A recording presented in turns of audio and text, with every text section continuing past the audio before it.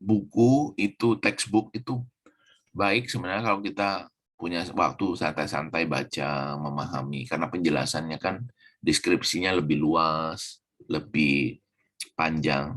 Kalau kalau jurnal itu sudah sintesis-sintesis saja. Nah, sekarang saya tes nih kelas saya. Sintesis itu apa, Pak Trisno? Pada dasarnya sintesis itu adalah Lengkapnya apa? sintesis a posteriori. Nah, ya, sintesis a posteriori ya. Gimana seingatnya Pak Trisno? Sintesis a posteriori itu adalah menggabungkan predikat-predikat pada objeknya yang terpisah menjadi Dari subjek ya. Ya, kepada subjeknya menjadi satu proposisi. Ya, terima kasih. Untung masih ingat ini, karena itu pelajaran filsafat. Jadi nanti disertasi, terutama Anda menulis tentang meneliti tentang metode kuantitatif. Kuantitatif itu kan pola pikirnya deduktif ya. Jadi ada teori-teori yang Anda rujuk, misalnya kepemimpinan dari Bas, ya dari Stephen Robin, dari siapa, bla bla bla bla, Anda ada 5, 7, 8 teori, Anda sitasi, lalu kan Anda sintesis dalam definisi konseptual. Sehingga menurut Anda, kepemimpinan transformasional adalah, jadi berdasarkan teori-teori yang dikutip di atas, maka kepemimpinan transformasional adalah bla bla bla bla bla. Nah, itu kan sintesis. Dan menurut Pak Trisno tadi, sintesis itu a posteriori. A posteriori itu artinya setelah pengalaman, setelah membaca teori-teori yang ada. Jadi teori-teori yang kita rujuk itu kita sintesiskan, artinya definendum dalam hal ini subjeknya atau variabelnya itu, misalnya tadi contohnya kepemimpinan kepemimpinan transformasional, itu subjek, itu variabelnya adalah, nah jadi adalah definiennya, berarti rangkumannya tadi kata Pak Trisno berdasarkan 8-10 teori yang dikutip di atas adalah sebuah perilaku yang mampu mengarahkan seseorang bla bla bla bla bla, nanti menurut kata-kata Anda, nah itu sintesis. Jadi suatu proposisi yang menunjukkan predikat penjelasan itu yang sebelumnya terlepas dari subjek. Subjeknya itu adalah variabel atau definendumnya tadi. Nah, itu yang kemarin kita belajar di filsafat. Saya nggak tahu Prof. Irwan sampai ke sana nggak. Lawannya apa, Bu Erna? Kalau sintesis a posteriori, lawannya apa? Negasinya?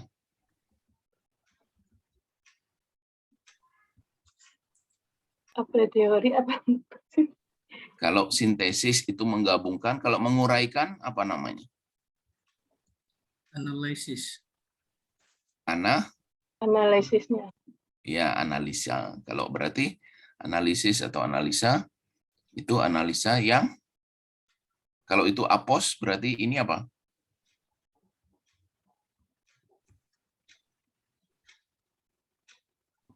Sebelumnya ya Pak, untuk menganalisa. Ya, apa istilahnya? Sambil mengingat ya. Foto yang Bang. Oh, kalau ada a posteriori berarti a posteriori kan sesudah ya. Sesudah pengalaman. Kalau sebelum pengalaman namanya apa? Jadi gue di office paling junior 2017 tuh udah di office tuh nggak ngapa-ngapain, duduk handle lagi mereka Pak Tito bocor suaranya. Jadi kalau kalau sebelum Pak Saiful ingat nggak? Sintesis itu apa? Lupa lagi, Bro. Sintesis a priori ya. Pos itu, pos kan setelah, kalau pri kan sebelum. Jadi kalau sintesis itu sintesis a posteriori, kalau analisis itu adalah analisis a priori. Artinya proposisi yang menjelaskan predikat yang sudah terdapat di dalam subjek. Contohnya kemarin kita bisa lihat sebuah komputer terdiri dari berbagai hardware. Nah, jadi komputer sendiri itu sudah mengandung pengertian berbagai hardware. Nah, kalau kita analisa, sebuah komputer itu hardware-nya apa aja? Keyboard, monitor. Iya, ada keyboard, ada monitor. Nah, jadi kita menguraikan komputer itu ada apa? Ada monitor, ada keyboardnya, ada mouse-nya, ada mungkin printernya, dan seterusnya, dan seterusnya. Ya. Oke, nah, jadi kembali ke tugas kita, cari satu paper, ya. Paper itu berarti jurnal.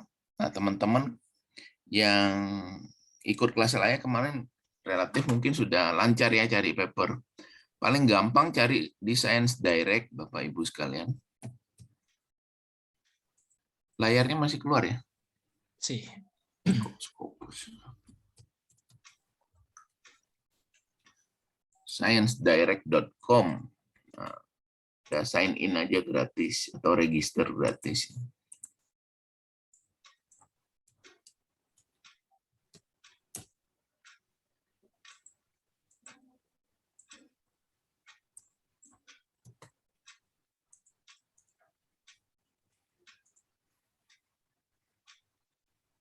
Nah, kita cari strategic HR.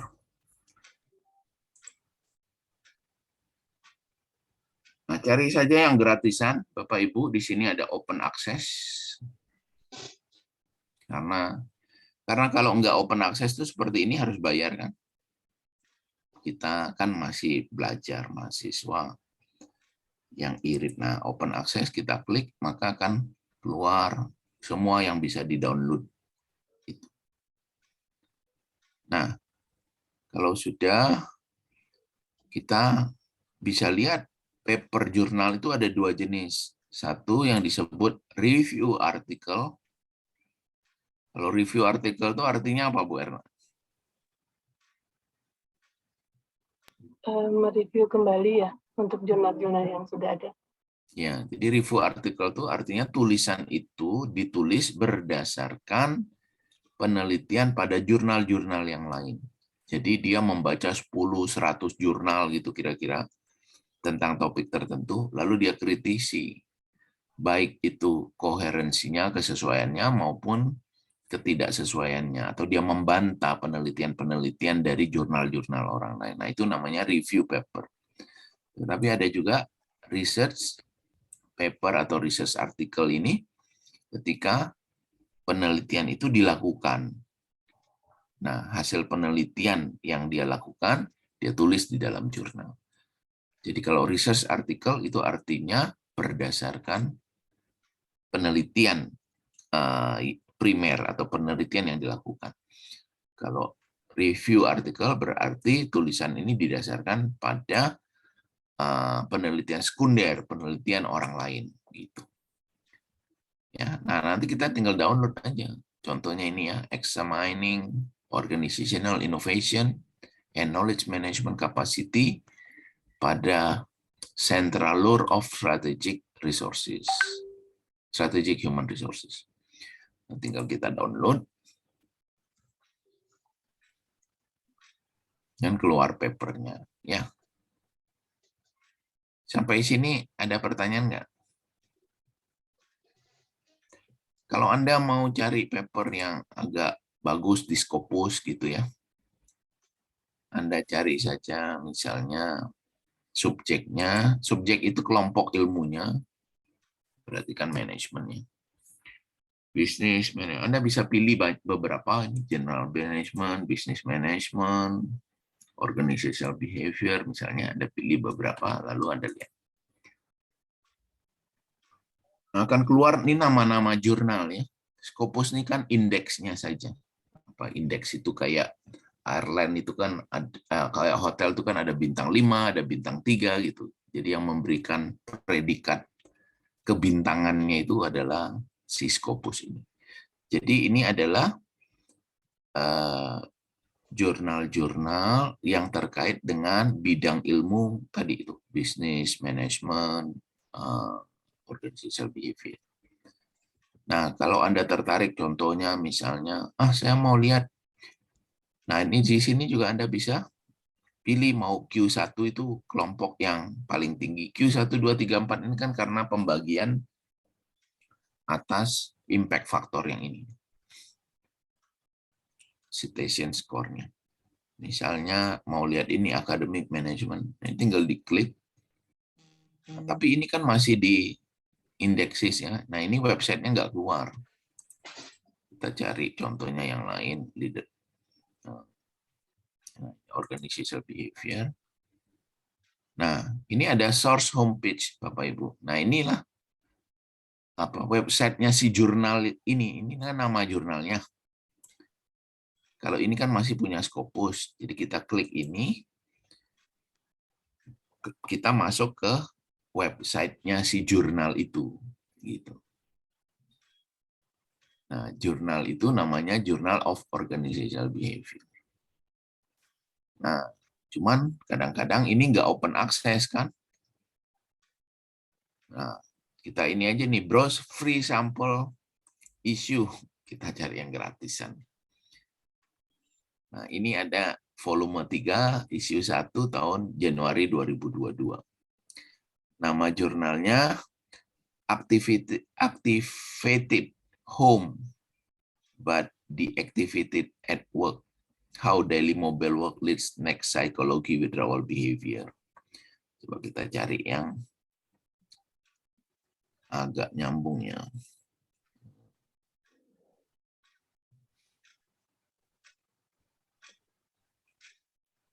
Nah, ini perasaan khawatir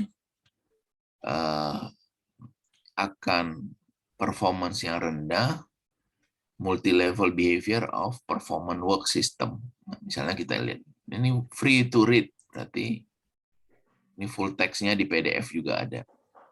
Kita ambil yang full text ini. PDF full text.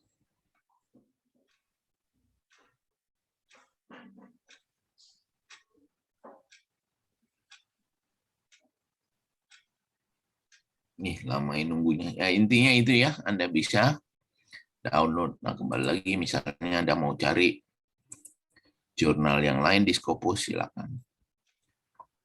Oke, itu tugas kita, kelompok jadi berdua, cari cuma satu jurnal aja yang mau kita bahas ya Ibu. Jadi satu jurnal saja, satu paper saja.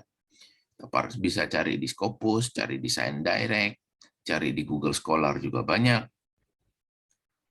Nah, dari jurnal itu Anda baca baik-baik, Anda bagi tugas 2 orang ini, lalu yang Anda lakukan hanya menyiapkan presentasi. Jadi di sini tidak nulis paper nih. Ya, hanya menyiapkan presentasi atas jurnal yang dibaca. Nanti presentasinya Anda lakukan dalam bahasa Inggris. Kan papernya bahasa Inggris kan? Mana tadi paper kita? Nah, ini kan papernya bahasa Inggris ya. Kan lebih gampang kalau presentasinya bahasa Inggris kan? Saya ingat waktu ngajar di Malaysia itu, waktu ngajar nggak ada masalah, waktu ujian ada mahasiswanya tanya, boleh bisa pakai BM apa bahasa Melayu? Nggak bisa, saya bilang saya nggak ngerti karena banyak termnya yang berbeda, harus bahasa Inggris gitu. Oke ya, jadi Anda baca baik-baik jurnal ini, teorinya seperti apa, hipotesis yang dibangunnya seperti apa, hasil penelitiannya seperti apa, relevansinya dalam konteks di Indonesia atau di tempat kerja Ibu, atau relevansinya kalau diaplikasikan pada bidang tertentu seperti apa. Ya, jadi Anda presentasikan berkelompok, dikumpulkannya nanti di dalam presentasi itu kan ada pertanyaan, ada masukan termasuk dari saya, maka Anda nanti sempurnakan presentasinya setelah bahan presentasi atau PPT-nya itu diperbaiki setelah presentasi, setelah tanya jawab. Nah, inilah nanti dikumpulkan sebagai salah satu sumber nilai. Jadi pengumpulannya nanti setelah presentasi, yang dikumpulkan cuma PPT-nya saja, lalu ya presentasinya dinilai juga. Lalu presentasinya dilakukan pada pertemuan 5, 6, dan 7. Sampai sini tugas kelompok ini ada pertanyaan? Jelas, Pak.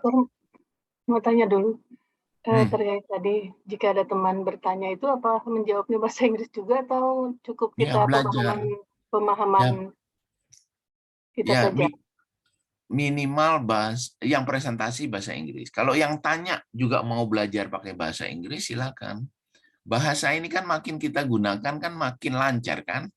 Contohnya anak-anak remaja sekarang itu karena akses YouTube-nya, Instagram-nya lebih banyak, atau Bu Nanda itu sudah jadi konten kreator, dia nanti Inggrisnya lebih lancar. Kenapa? Karena sering menggunakan. Gitu. Jadi ini kesempatan kita, poinnya adalah untuk belajar saja. Jadi Anda juga menuntut pada pertemuan 5, 6, 7 kita full Inggris semua ya Pak. Gitu. Oke.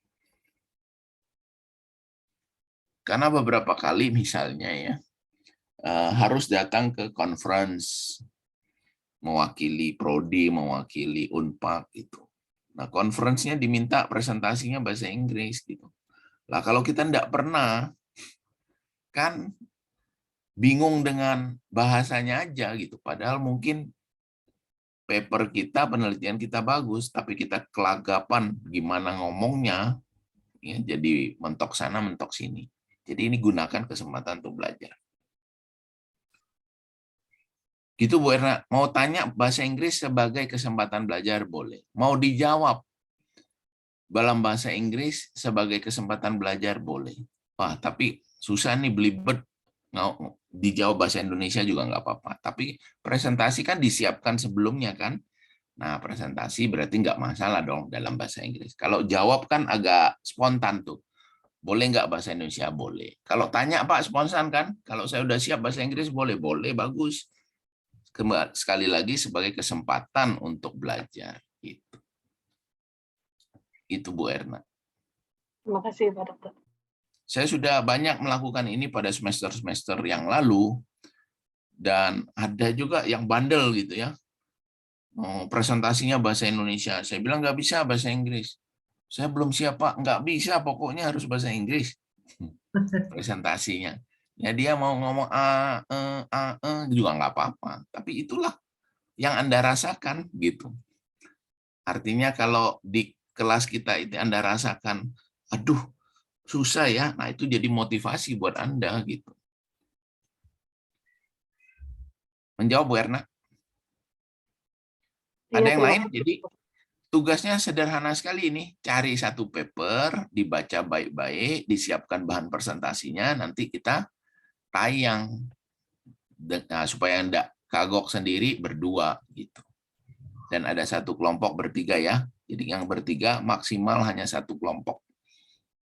Dengan catatan Pak siapa tadi, Cyril ya yang aktif gitu. Kalau enggak ya berarti kita hanya 4 kelompok. Iya. Oke, itu tugas kelompok. Nah, satu lagi adalah tugas pengganti UAS. Jadi kita nggak ada ujian tertulis gitu ya, nggak ada take home test. Tugas Anda adalah buat paper. Nah, moga-moga paper yang Anda buat ini juga menjadi pendasaran Anda menyiapkan disertasi. Jadi paper yang Anda tulis ini sebagai topik disertasi Anda. Kan semester ini udah terakhir kan? Semester depan udah nggak ada kelas. Jadi harusnya sudah mulai memantapkan hati untuk menentukan topik gitu. Dan sepanjang kita kuliah ini juga boleh Anda gunakan untuk semacam diskusi kecil gitu, terkait dengan, Pak, saya mau meneliti tentang ini, tetapi saya ragunya bagaimana konstruk metodologinya ya, gitu dan seterusnya. Nah, boleh Anda angkat sebagai karena ini kan kelasnya kecil ya, jadi kita lebih senang untuk terdiskusi terbuka gitu. Nah, yang ini seperti kelas saya filsafat yang lalu ya, Anda minimal harus mempunyai 3 sumber paper. Jadi ini Anda buat review artikel atau review paper dari 3 jurnal minimal. 4 boleh, 5 boleh, boleh. Jadi cara yang sama, Anda cari 3, 4, 5 paper dari jurnal-jurnal yang ada, lalu dari jurnal itu Anda analisa, tadi analisa adalah menguraikan predikat yang sudah tercantum di dalam jurnal-jurnal itu, lalu Anda bandingkan, ya, lalu Anda lihat koherensinya, korespondensinya, generalisasinya atas kesamaan-kesamaan yang ada di jurnal itu. Nah, kalau ini masing-masing orang ya, berarti sebagai pengganti UAS, masing-masing mahasiswa menulis 1 paper sebagai UAS. Dengan topik itu, bahannya apa, Pak? Bahannya cari di jurnal, minimal 3 gitu. Nah, berarti Anda menulisnya itu formatnya jurnal. Seolah-olah Anda akan kirim masuk ke jurnal. Nah, saya apresiasi teman-teman. Kalau yang filsafat yang lalu kan saya kasih kesempatan kelompok kan. Dan semua menulis dengan baik. Nah, sekarang tuh menulis sendiri. Jadi kalau Anda menulis, dan Anda bisa kirimkan masuk ke jurnal, ya waktu ngirim masuk jurnal mau menambahkan misalnya papernya Bu Erna mau menambahkan nama Pak Tito tambah Pak Syahrul, monggo aja gitu. Tetapi ngumpulnya ke saya, dan nanti papernya Pak Syahrul juga sama. Ada nama Bu Erna yang kedua, ada nama Pak Trisno yang ketiga, nggak apa-apa waktu ke jurnalnya. Tapi ke saya sebagai nilai, paper Pak Syahrul ya nilainya Pak Syahrul, papernya Bu Erna ya papernya Bu Erna gitu. Sekali lagi Bapak Ibu ini kesempatan untuk belajar. Saya sebagai sharing saja ya, baru saja minggu lalu itu paper saya di accepted di Scopus Q2.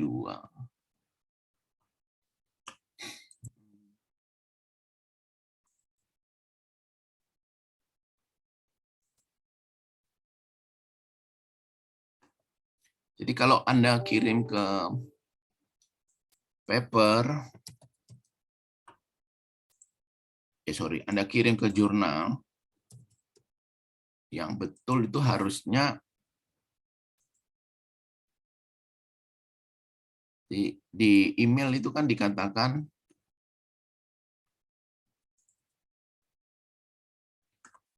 I'm pleased inform you that manuscript ini bla bla bla bla, judul papernya has been approved for production and accepted for publication gitu. Jadi itu contoh saya kirimkan papernya. Nah ini ada tahapannya. Jadi pertama kali dulu saya kirim itu bulan Maret. Lalu oleh editorialnya dibilang ini bahasa Inggrisnya jelek, strukturnya jelek, harus diminta untuk resubmit. Lalu bulan April saya resubmit, saya kirim ulang gitu. Lalu di seminggu kemudian oleh reviewer pertama itu diterima gitu. 2-3 minggu berikutnya reviewer kedua menolak. Nah, apa yang ditolak ini dijelaskan. Sampling metodenya nggak jelas, ya. Kemudian Anda mengadopsi suatu instrumen dari Davis itu apa alasannya? Lalu kenapa ada subbab 3133 ini ada di bab metode, padahal ini isinya adalah keterangan yang harusnya, ya ini harusnya adalah suatu metode, bukan keterangan pada hasil gitu misalnya, dan seterusnya. Lalu saya perbaiki. Dari perbaikan itu, ya saya kirim ulang, syukur alhamdulillah diterima bulan Mei gitu. Jadi ini ada ceritanya. Nah, kalau Anda dosen yang ngurus kenaikan pangkat, seringkali korespondensi ini yang diminta gitu. Ya ini contoh saja Bapak Ibu sekalian. Nah, kalau kita download manuskripnya yang saya tulis, nah ini saya pakai nama Pak Widodo, Bu Dian, itu adalah teman-teman kolega mengajar di Prodi MP.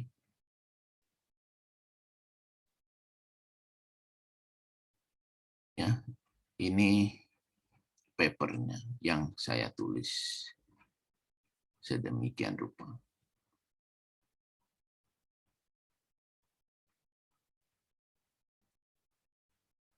Oke. Ya, jadi kita, Bapak Ibu, suka nggak suka, mau nggak mau di S3 ini kan, apalagi nanti Anda sebelum, saya nggak tahu di IM itu sebelum ujian tertutup atau sebelum ujian terbuka ya, harus mengirimkan penelitian disertasi Anda itu ke jurnal internasional.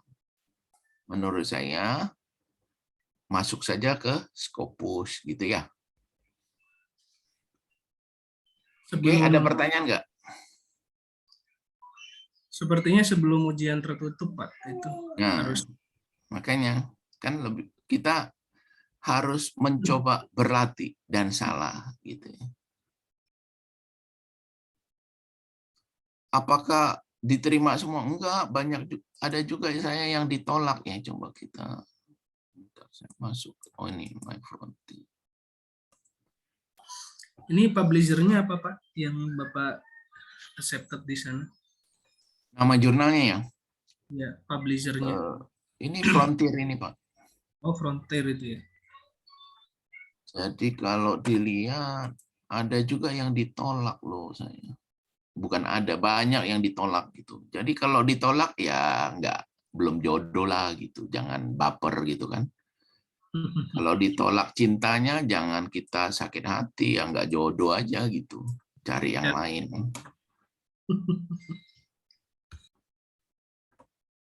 Oh ini my submission harusnya. Nah ya, ini pernah ditolak ini, the impact of, ini penelitian saya di KPK, ini adalah wakil ketua KPK, waktu itu reject, auto reject. Kenapa? Karena ada paper yang saya masukkan di tempat lain yang mirip gitu. Mereka nggak mau paper yang sama dikirim ke beberapa tempat. Oke. Jadi nanti kalau Anda sudah terbit di Scopus, Anda bisa search nama Anda. Cuman paper tadi kan belum terbit, masih di bulan Juli kalau nggak salah. Tetapi sebelumnya sudah ada.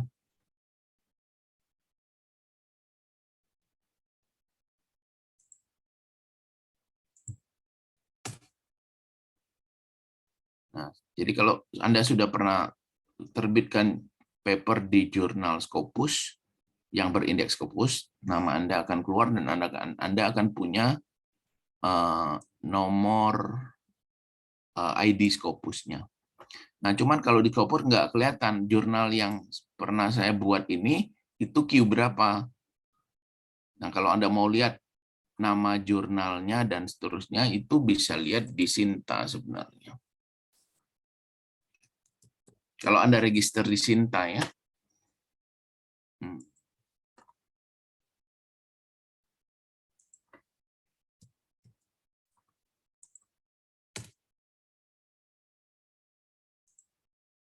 Nah, misalnya jurnal yang tadi itu terbitnya di jurnal Uncertain Supply Chain Management, itu adalah jurnal Q1 gitu. Dan sudah disitasi 4 orang gitu. Oke, ini sharing saja ya, Ibu Bapak, tidak bermaksud untuk menyombongkan diri atau memamerkan diri.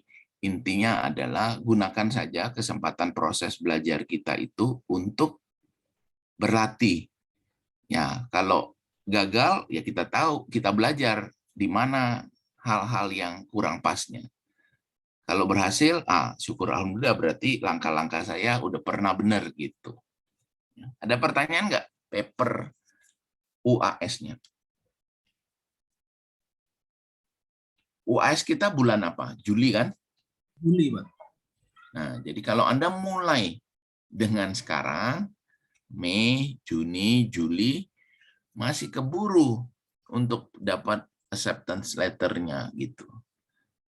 Jadi kalau Anda dapat acceptance letter ya, di jurnal Sinta, minimal Sinta 2, diskon lah ya, Sinta 3, atau Scopus Q berapa saja, itu nilainya auto A. Sinta 4, Sinta 4 nggak masuk karena itu masuk paper apa jurnalnya Unpad itu. Sinta 3 aja. Nah, papernya Anda mau tulis dalam bahasa Inggris, kembali lagi sebagai latihan boleh Bapak Ibu. Tapi Anda mau tulis dalam bahasa Indonesia juga boleh.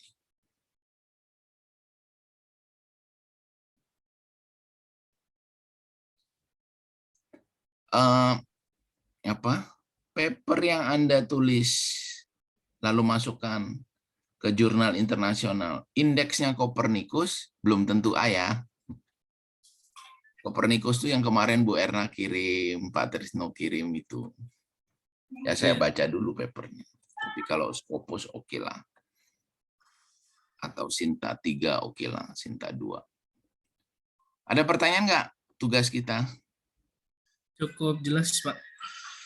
Dan cukup effortnya harus ini kayak gini. Gampang kok. Cuman presentasi kelompok, tapi banyak hal yang akan Anda ikuti prosesnya sebagai belajar kan, cari jurnalnya, baca baik-baik dan seterusnya.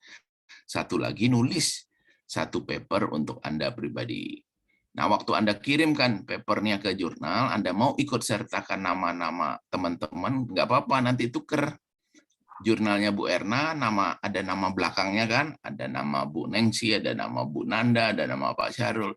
Nanti papernya Bu Nanda kebalikan, di nomor 2-nya ada Bu Erna, ada Pak Tito, dan seterusnya gitu. 9 orangnya ditulis nama di belakangnya nggak apa-apa juga. Gitu. Jadi nanti ketika satu kelas kita 9 orang, semuanya tembus Scopus, Anda sudah punya 9 paper Scopus gitu. 1 sebagai penulis pertama, 8-nya penulis kedua, ketiga, keempat gitu. Gitu caranya untuk supaya cepat naik pangkat. Oke, ada pertanyaan? Cukup jelas? Jelas, Pak. Ya, jadi teman-teman sekalian, sekali lagi saya ingatkan, kita di S3 itu persoalan kita, sebentar ya, saya cari slide-nya. Persoalan kita itu adalah pada teori.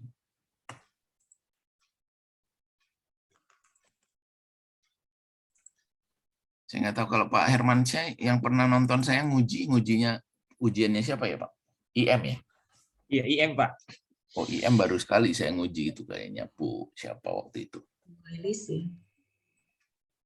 Bu siapa? Bu Lilis kalau tidak salah. Oh ya, iya Bu Lilis. Iya, Bu Lilis. Dari Pamulang ya itu ya, Universitas Pamulang.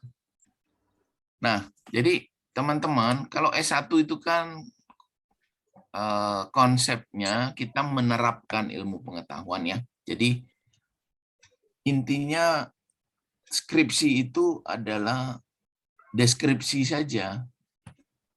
Jadi misalnya dia kerja praktek di suatu perusahaan dan dari perusahaan itu menjalankan proses penilaian kinerja. Nah, di perusahaan itu langkah-langkah penerapan penilaian kinerjanya, formulirnya, hasilnya, analisisnya, itu semua dilaporkan di dalam skripsi.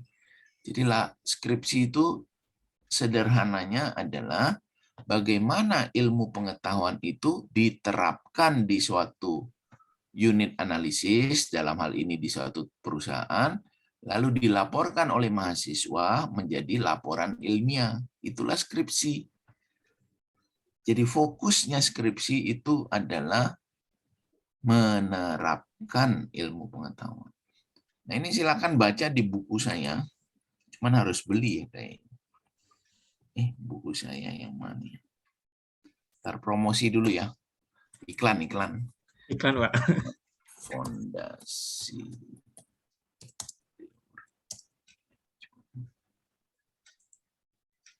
Oh iya.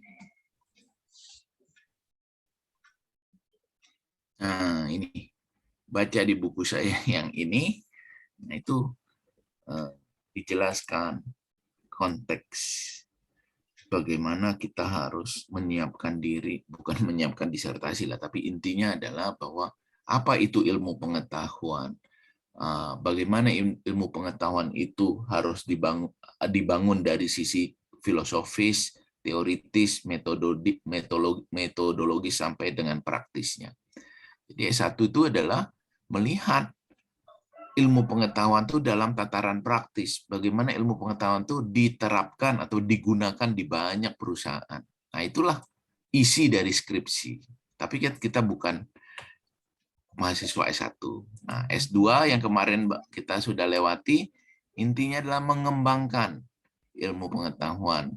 Jadi misalnya Anda kerja di perusahaan, kebetulan perusahaan Anda itu sedang membangun assessment center misalnya, atau perusahaan Anda sedang menerapkan HRIS, ya, jadi menerapkan Human Resource Information System bersama vendor IT yang terpilih gitu. Nama vendornya misalnya SAP gitu.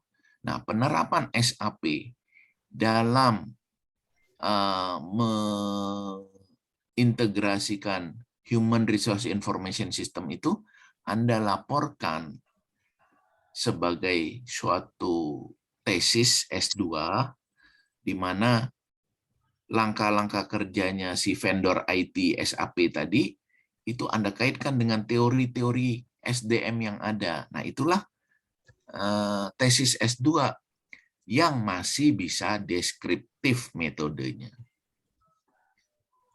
Kalau S3 ya, jadi S1 S2 ini intinya adalah Anda mendeskripsikan bagaimana teori itu digunakan atau dikembangkan. Nah, S3 persoalannya paradigmanya berubah. Anda sendiri yang harus mempersoalkan teori itu. Kalau Anda ingin mengkonstruksikan sesuatu yang baru, ya, misalnya kalau Pak Hermansyah banyak menerapkan HR scorecard misalnya di banyak perusahaan. Nah, menurut pengalaman Pak Hermansyah ini HR scorecard ini bagus, Pak, untuk melihat kemajuan perusahaan tuh dalam jangka panjang gitu. Jadi Pak Hermansyah bantu perusahaan A, perusahaan B, perusahaan C yang menerapkan HR scorecard ini, oh, perusahaannya maju, Pak. Maju itu dalam arti berkembang, profitnya naik, cabangnya nambah gitu. Tapi beberapa perusahaan yang katakanlah nggak menerapkan itu, wah, bisnisnya gitu-gitu aja, Pak. Nah, jadi kelihatannya, Pak, HR yang unggul itu dengan ukuran-ukuran kinerja yang terukur, itu akan berdampak, Pak, pada kinerja bisnisnya. Nah, itu kan pengalaman kita kan ya, pengalaman Pak Hermansyah contoh ini. Nah, Pak Hermansyah mau tulis ini sebagai disertasi. Maka itu bisa digunakan pendekatan kualitatif misalnya. Dari pengalaman di perusahaan A, perusahaan B, perusahaan C tadi. Lalu dilihat faktor-faktor apa yang dalam program namanya HR Scorecard itu, sehingga dia membuat kinerja perusahaannya meningkat. Ya, jadi di interview direksinya, di interview HR manajernya, lalu diobservasi pelaksanaannya dan seterusnya. Nah, sehingga mungkin salah satunya adalah adanya kegiatan, katakanlah observasi itu yang paling menonjol adalah training and development. Yang kedua adanya performance management. Jadi ada variabel-variabel yang Anda dapatkan dalam observasi kualitatif itu. Nah, ini yang Anda tuliskan, satu temuan baru, ada model teoritik baru yang Anda perkenalkan dari disertasi Anda. Nah, itu berarti itulah teori baru. Nah, Anda mau namakan ini model RMC, nah, monggo. Anda mau menamai ini model sebagai Integrated HR Scorecard, silakan gitu. Nah, disertasi itulah Anda publikasikan, nanti disitasi banyak orang, ya bahkan Anda nulis buku atas itu, ada seminar di mana-mana, nah terkenalah Pak Hermansyah ini, begitu. Tetapi kita mau juga mengatakan, Pak, saya kan sudah ada Pak teorinya bahwa HRBP, ya, Human Resource Business Partner itu adalah salah satu komponen penting dalam kesinambungan perusahaan. Atau misalnya, Pak sudah ada teorinya Pak, bahwa transformational leadership itu sangat mempengaruhi kinerja karyawan. Teorinya si Bernard Bass misalnya. Nah, Anda kutip grand teorinya Bernard Bass. Lalu Anda bangun hipotesis, apakah di perusahaan farmasi teorinya Bernard Bass ini masih berlaku? Ya, apakah ada pengaruh antara transformational leadership melalui katakanlah transformational leadership melalui komitmen organisasi, kemudian mempengaruhi kinerja karyawan. Nah, teorinya sudah ada. Anda bangun hipotesis, maka ini namanya penelitian kuantitatif, metode kuantitatif. Nah, jadi poinnya adalah, teman-teman sekalian, S3 ini paradigma kita bukan lagi soal penerapan atau pengembangan sesuatu di dalam perusahaan. Kita titik tolaknya atau objek yang kita persoalkan itu adalah teori. Ya, Anda mau pakai kualitatif untuk membangun model, silakan. Anda mau membuktikan suatu teori yang sudah ada di unit analisis tertentu, itu dengan metode kuantitatif, itu silakan. Atau mau mix method, seperti Bu Lilis kemarin mix method rasanya ya. Iya. Sequential exploratory. Kalau explore kan berarti modelnya dicari dulu. Itulah kualitatif di depan. Baru dibuktikan kekuatan hubungan atau pengaruhnya itu dengan kuantitatif. Atau Anda mau gunakan sequential explanatory. Jadi kuantitatif dulu. Hipotesis dari suatu grand teori dibuktikan dulu. Ada kekuatan pengaruhnya sekian, lalu mengapanya Anda jelaskan? Explanatory. Nah, itu semua nanti cara detailnya dijelaskan dosen metode penelitian ya. Ada pertanyaan enggak? Ini mengingatkan saja. Nah, jadi teori-teori kita, kuliah-kuliah kita di kelas dengan topik strategic HR, organizational behavior, teori-teori yang lain itu men-trigger Anda saja untuk segera menggunakan kesempatan berlatih gitu. Nanti battlefield atau arena pertandingan sesungguhnya adalah disertasi Anda. Yang mau ditanya, ini mengingatkan ya. Jadi penguasaan teori itu penting sekali, teman-teman sekalian. Oke. Mata kuliah kita adalah strategic HR. Boleh dijelaskan atau siapa yang mau menjelaskan apa yang disebut dengan pengertian dari strategik itu? Strategik itu apa?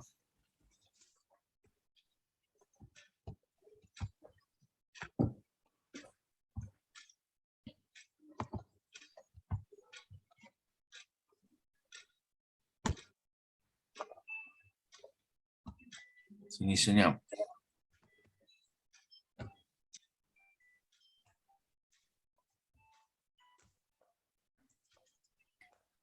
Bu Nanda, boleh dimulai. Menurut Ibu, pengertian strategik itu apa? Hakikat dari strategik itu apa? Strategi itu adalah, menurut asumsi saya adalah cara untuk mencapai tujuan, Pak Dokter. Betul. Strategi adalah cara. Kalau strategis atau strategik itu pengertiannya gimana?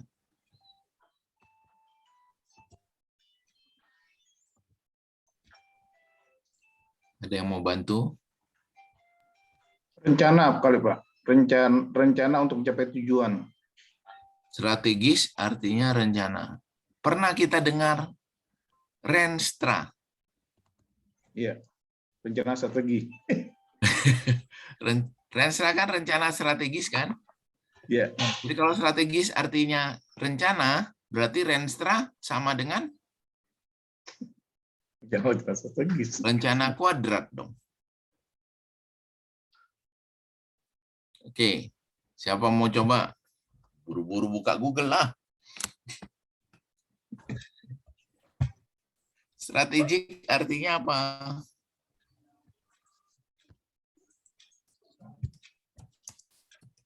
Saya juga buka Google. Strategik atau strategis dalam bahasa Indonesia artinya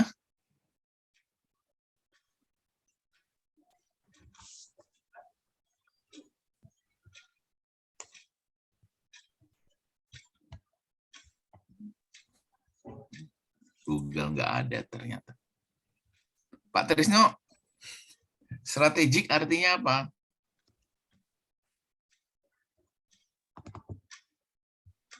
Strategik ya.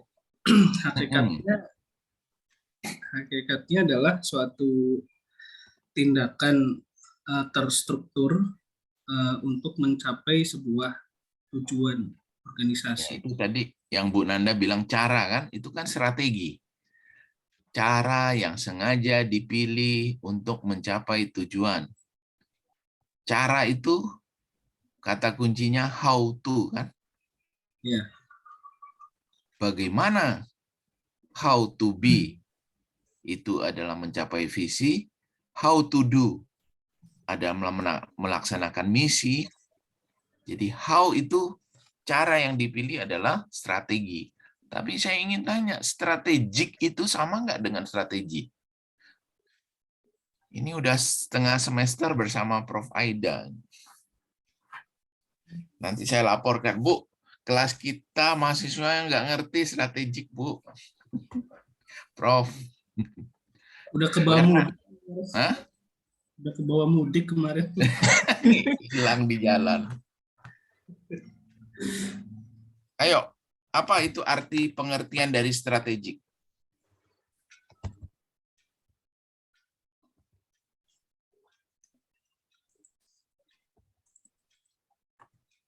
Bu Erna? Saya coba jawab. Mungkin prosesnya ya Pak Dokter. Jadi proses yang dilakukan untuk suatu organisasi untuk menentukan strategi itu sendiri atau arahan itu. Bagaimana perusahaan itu mengambil keputusan gitu sampai ke SDM-nya, terus mengalokasikan SDM sampai tujuan strategi itu tercapai gitu. Seperti yang tadi disampaikan oleh Pak Dokter terkait misinya, terus kemudian visinya, tujuan, goal dari sasaran atau rencana kerja tersebut, Pak Dokter Martin. Oke. Jadi ada strategi, artinya cara tadi, ya kan? Tapi pertanyaannya strategis. Ini layarnya kelihatan ya tempat Anda ya? Papan tulis saya Lihat. yang saya coret-coret. Strategis bahasa Indonesianya atau strategik bahasa Inggrisnya itu pengertiannya apa? Coba kita dengarkan ini ya, kita dengarkan Porter sebentar. Michael Porter kenal? Kenal. Nah, kenal. siapa Michael Porter? Bukan, ada yang bilang itu Pak orang tuanya Harry Porter, bukan. Oke, kita dengarkan apa yang disampaikan Pak Michael Porter ya.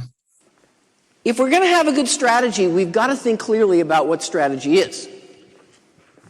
And we've got to separate strategy from the other kind of goals and objectives and issues that managers often think about.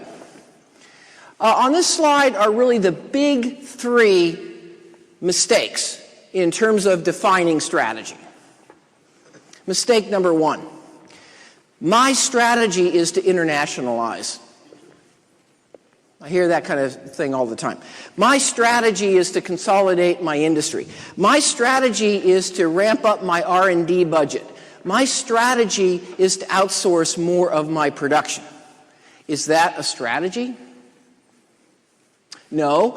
Those are steps that your organization may want to take. They may be good steps. They may be appropriate steps. They aren't a strategy. The strategy is what unique position will we be able to achieve?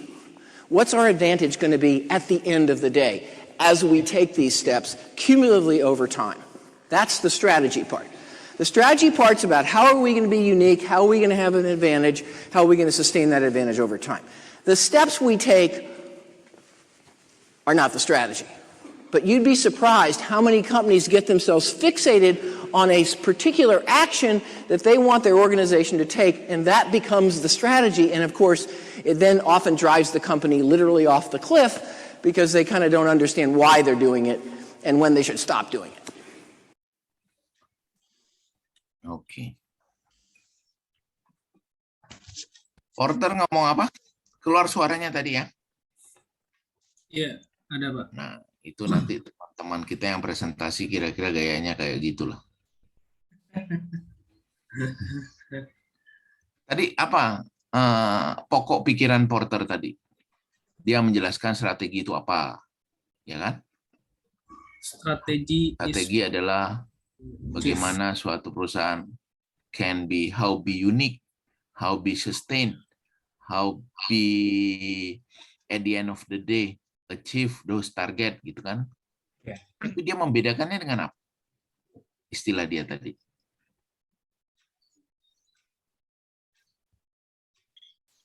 position. How many company keras kepala get them to stick. Contohnya dia bilang, my strategy adalah consolidate my industry. My strategy is wrap up my R&D budget. My strategy adalah outsource my production. Is that strategy? No. Katanya kan gitu kan? Udah mirip Porter belum saya ngomong? Dia bilang itu strategi bukan? Bukan. Bukan, keras kepala, banyak perusahaan salah itu katanya gitu, kata dia. Menurut dia yang itu tadi itu apa tuh? Istilah dia. Ya. Kan dia bilang itu bukan strategi, tapi banyak perusahaan keras kepala menganggap itu strategi kan? Itu adalah piye to iki? Cepetan ngomongnya tadi kayaknya. Itu tadi adalah menurut Porter, dengar kata step, dengar nggak? Yes, step. Oh, oke. Disebutkan sama dia kan? Ya. Step itu bahasa Indonesianya apa? Langkah. Langkah-langkah. Langkah-langkah. Step in Jadi- achieving ya. Langkah dalam mencapai. Iya, langkah-langkah. Langkah-langkah itu juga cara, toh Pak? Iya. Yang dalam term management sering disebut dengan teknis operasional. How to achieve the strategy. Ya. Jadi langkah-langkah teknis atau langkah-langkah operasional itu juga cara, tetapi ruang lingkupnya berbeda. Maka di konteks itulah Bapak, Ibu sekalian, kata strategis ini menekankan. Jadi kata strategis atau strategik itu adalah sifat,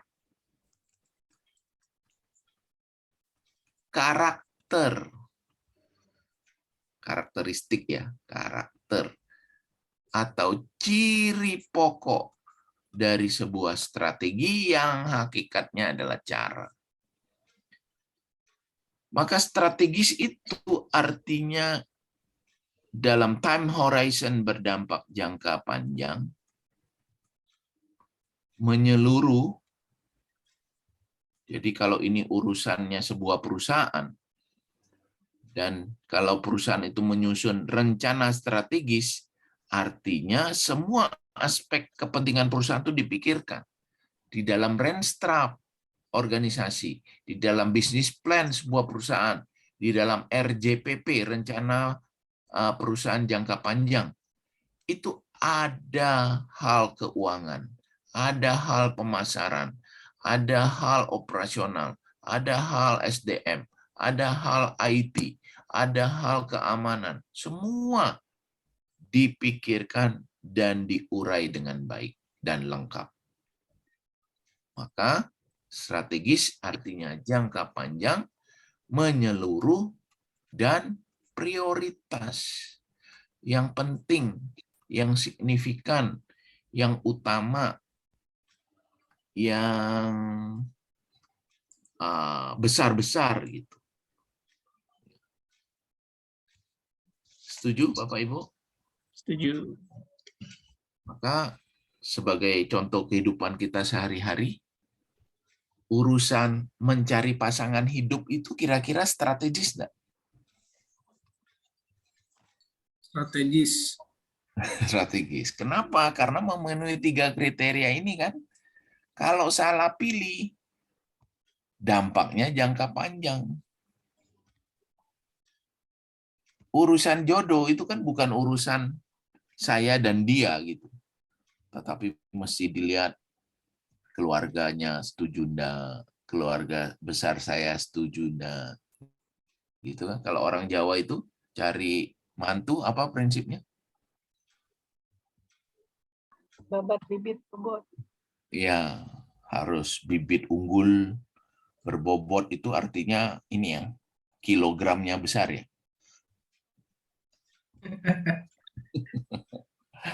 Nah, artinya mencari jodoh itu ada dampak jangka panjang yang harus dipikirkan. Ada konteks keseluruhan, bukan hanya cinta monyet anak SMA ketika jatuh cinta semuanya lupa. Enggak, banyak yang dipikirkan, konteks sosialnya, dukungan orang tua, dukungan keluarga besar, dan seterusnya. Nah, kalau sudah tiba waktunya jatuh tempo kan ini menjadi hal yang paling penting. Wah, teman-temannya semua sudah menikah, tinggal dia yang belum. Waduh, dak-dikduk, dikejar deadline kan gitu. Obral deh, obral, tebar pesona, jual murah, diskon gitu. Nah, dibanding misalnya kalau kita salah pilih makan, semalam salah pilih makan, makannya kepedesan, dampaknya kira-kira ya paling pagi ini kan mules gitu. Artinya nanti malam jangan lagi makan yang pedes gitu kan. Nah, sehingga Bapak Ibu sekalian, kalau di sebelah kanan itu ada hal-hal yang strategis. Tadi Porter mengatakan ada steps, berarti konteksnya kebalikannya. Kalau yang sana jangka panjang, di sini apa? Jangka pendek. Jangka pendek. Nah, jangka pendek itu kan selalu bercirikan berulang lebih cepat, toh. Berulang lebih sering. Betul nggak?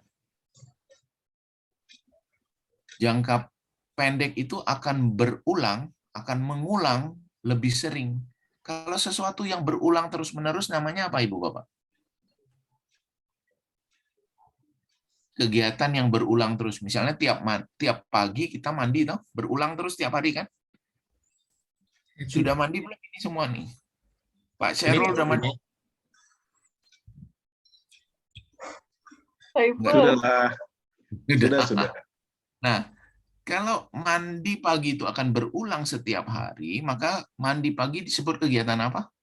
Rutinitas. Rutinitas. Di kegiatan teknis itu kegiatan rutin mengandung nuansa jangka pendek. Nah, kalau sana menyeluruh di sini adalah sektoral. Dibagi bidang per bidang, unit per unit, ya, wilayah per wilayah dan seterusnya. Kalau yang sebelah kanan ini prioritas, maka di sini kita bicara detail rinciannya. Jadi kalau ditanya, apakah kegiatan operasional ini adalah merupakan cara? Iya. Iya. Apakah strategi merupakan cara? Iya. Apa yang membedakan? Yang membedakan adalah di dalam strategi ada hakikat strategis, yaitu karakteristik jangka panjang, menyeluruh, dan prioritas yang tidak dapat ditawar. Maka misalnya saya tanya, cara menyalakan kamera di laptop saya, cara menyalakan kamera, itu lebih cocok saya gunakan kata strategi atau operasional? Operasional. Ya, bagaimana teknisnya? Bagaimana teknis menyalakan? Itu lebih cocok daripada saya gunakan gimana strategi menyalakan gitu. Teknisnya lainnya gimana, Pak? Nah, itu saya ngomong cara, tetapi konteksnya lebih spesifik, lebih detail, lebih sektoral, lebih rutin, lebih sempit gitu.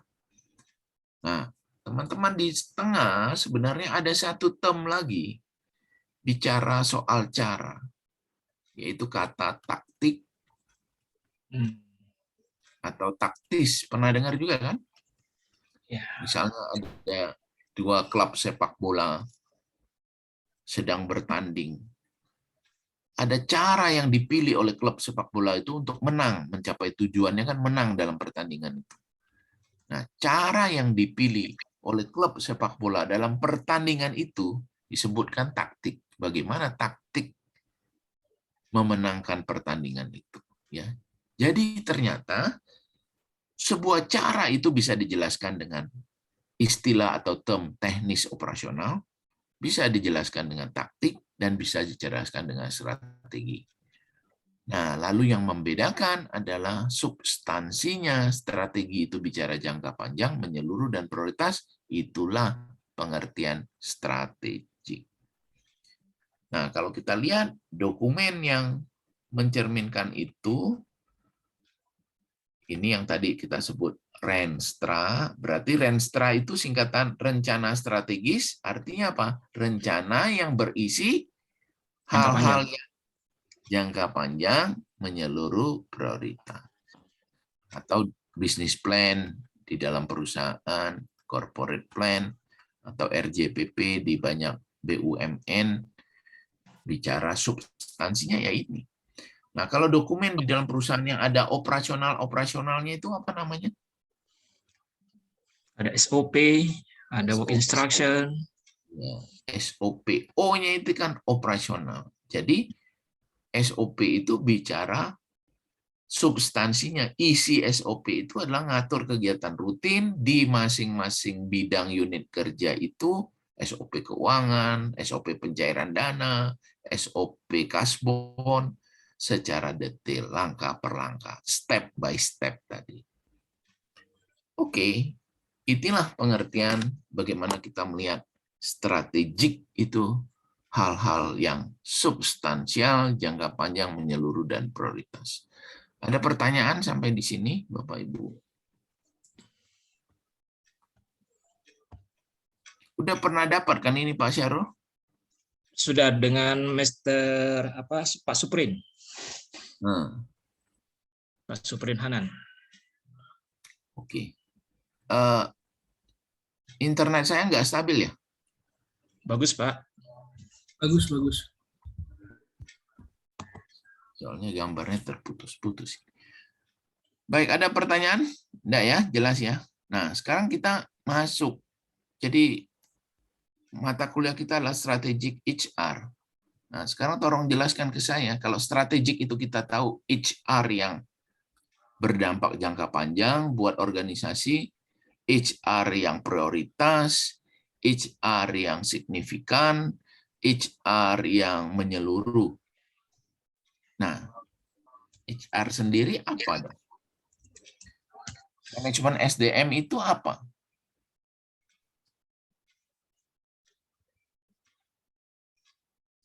Silakan, siapa yang mau menjelaskan?